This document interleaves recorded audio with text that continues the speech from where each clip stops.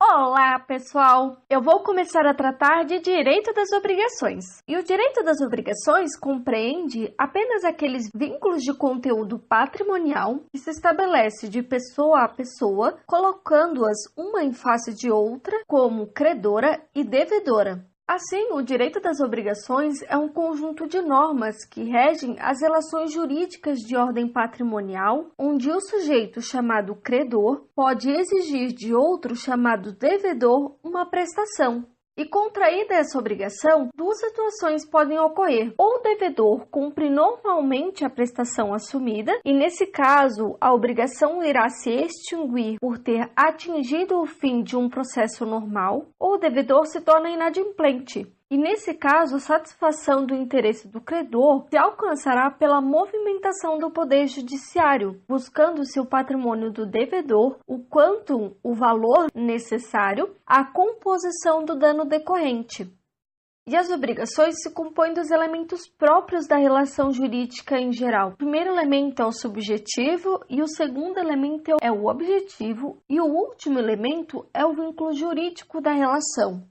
O elemento subjetivo é concernente aos sujeitos da relação jurídica, sendo o credor o sujeito ativo e o devedor o sujeito passivo. Então, o credor é a pessoa que tem a vantagem resultante da prestação, ou seja, ele tem o direito de exigi-la. Já o devedor é aquele que tem o dever de realizar a prestação obrigacional. E o objeto é sempre uma conduta humana ou ato humano de dar, fazer ou não fazer. O vínculo jurídico ou elemento imaterial é o liame existente entre o sujeito ativo e o sujeito passivo, que confere ao sujeito ativo o direito de exigir do sujeito passivo o cumprimento da prestação, e nasce de diversas fontes, como os contratos, as declarações unilaterais da vontade e os atos ilícitos. Então, o vínculo jurídico compõe-se de dois elementos, débito e responsabilidade. O objeto ou material é atinente ao objeto, que se chama prestação. E essa prestação poderá ser de dar, fazer e não fazer. Então, para poder entender melhor, eu vou tratar de cada modalidade das obrigações. E a primeira a ser vista será a obrigação de fazer. E essa obrigação de fazer abrange o serviço humano em geral, seja material ou imaterial, a realização de obras e artefatos ou a prestação de fatos que tenham utilidade para o credor. Então, a prestação consiste em atos ou serviços a serem executados pelo devedor.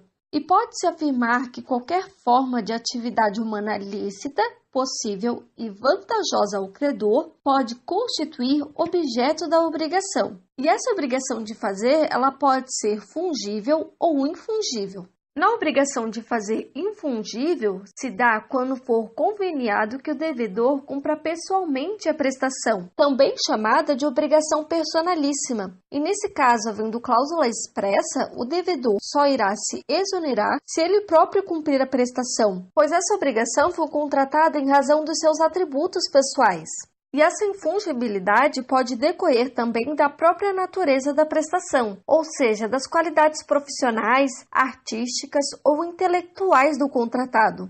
Então, se determinado pintor de talento e renome compromete-se a pintar um quadro, ou um famoso cirurgião plástico assume obrigação de natureza estética, por exemplo, não poderão se fazer substituir por outro, mesmo inexistindo cláusula expressa nesse sentido. E o descumprimento dessa obrigação infungível poderá se dar sem culpa, com culpa do devedor. Se foi descumprida sem culpa, então, se descumpridas por fatores alheios à vontade do devedor, a obrigação será extinta e o devedor ou seus sucessores devolverá os valores recebidos.